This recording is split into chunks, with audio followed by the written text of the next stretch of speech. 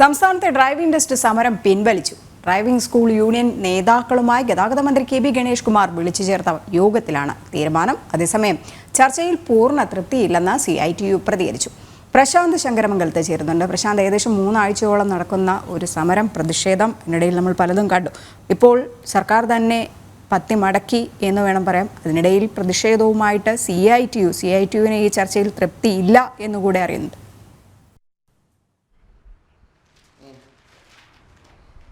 അവസാനം ഡ്രൈവിംഗ് പരിഷ്കരണത്തിൽ മാറ്റം വരുത്തിയിരിക്കുകയാണ്. മോട്ടോർ വാഹന വകുപ്പ്, ഡ്രൈവിംഗ് സ്കൂൾ യൂണിയനുകളും ഗതാഗത മന്ത്രിയുമായി നടത്തിയ ചർച്ചയിലാണ് പരിഷ്കരണത്തിൽ വിട്ടുവീഴ്ച ചെയ്യാൻ തീരുമാനമായിരിക്കുന്നത്. പ്രശാന്ത് ലൈനിലുണ്ടെന്ന് കരുതുന്നു. പ്രശാന്ത്, ഏതായാലും ചർച്ച കഴിഞ്ഞു.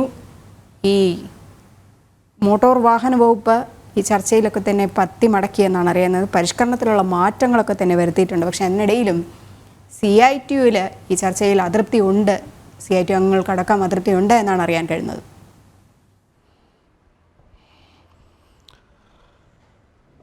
രജനി, എന്തായാലും 12 ദിവസത്തോളം നീണ്ടുനിന്ന സമരങ്ങൾക്കാണ് ഇപ്പോൾ പരിസമാപ്തി വന്നിരിക്കുന്നത്. ഈ ഡ്രൈവിംഗ് സ്കൂൾ യൂണിയനും അതുപോലെ തന്നെ മന്ത്രിയുമായി നടത്തിയ ചർച്ചയിലാണ് ഇപ്പോൾ ഇത്തരത്തിൽ ഒരു പ്രശ്നപരിഹാരത്തിലേക്ക് എത്തിയിരിക്കുന്നത്. ഈ ഡ്രൈവിംഗ് സ്കൂൾ പ്രതിനിധികൾ അല്ലെങ്കിൽ അസോസിയേഷൻ അവരുന്നയിച്ച മുഴുവൻ കാര്യങ്ങളും ഒത്തുതീർപ്പിലേക്ക് എത്തിയില്ലെങ്കിൽ പോലും ഏതാനും ചില കാര്യങ്ങൾ അതിനൊരു പ്രശ്നപരിഹാരത്തിലേക്ക് എത്തുന്നതിൻ്റെ ഭാഗമായി ഏതാനും ചില കാര്യങ്ങളിൽ ഒരു നിർദ്ദേശം മന്ത്രി അംഗീകരിച്ചതായും പറഞ്ഞു. അതായത് തത്വത്തിൽ ഇപ്പോൾ ഈ സമരം പിൻവലിക്കുവാനുള്ളൊരു നിർദ്ദേശവും ഈ യൂണിയനുകൾ എടുക്കുകയും സ്വീകരിക്കുകയും ചെയ്തിട്ടുണ്ട്. എന്തായാലും ഇതിൽ പ്രധാനമായും ഉന്നയിച്ച പല കാര്യങ്ങളിലും മന്ത്രിയുടെ ഭാഗത്ത് ചില ഇളവുകൾ ഏതായാലും വന്നിട്ടുണ്ട്. അതുകൊണ്ട് തന്നെയാണ് ഈ സമരം പിൻവലിക്കുവാനുള്ളൊരു തീരുമാനത്തിലേക്ക് എത്തിച്ചേർന്നിരിക്കുന്നത്. ഈ വിഷയവുമായി ബന്ധപ്പെട്ട് പറയുകയാണെങ്കിൽ ഈ സർക്കുലർ പിൻവലിക്കണമെന്നൊരു ആവശ്യമായിരുന്നു ഈ സമരക്കാർ ഈ പ്രധാനമായും ഉന്നയിച്ചിരുന്നത്. എന്നാൽ ആ സർക്കുലർ പിൻവലിക്കുന്നില്ല എന്ന് അറിയിച്ചിട്ടുണ്ട്. മാത്രമല്ല, സർക്കുലറിൽ ചില പരിഷ്കാരങ്ങൾ വരുത്തിക്കൊണ്ട് മുന്നോട്ട് പോകാനാണ് ഗതാഗത വകുപ്പ് തീരുമാനിച്ചത്. ആ തീരുമാനത്തോട് ഈ ഡ്രൈവിംഗ് സ്കൂളുകളുടെ അസോസിയേഷനും മറ്റ് യൂണിയനുകളും അംഗീകരിക്കുകയായിരുന്നു. അതായത്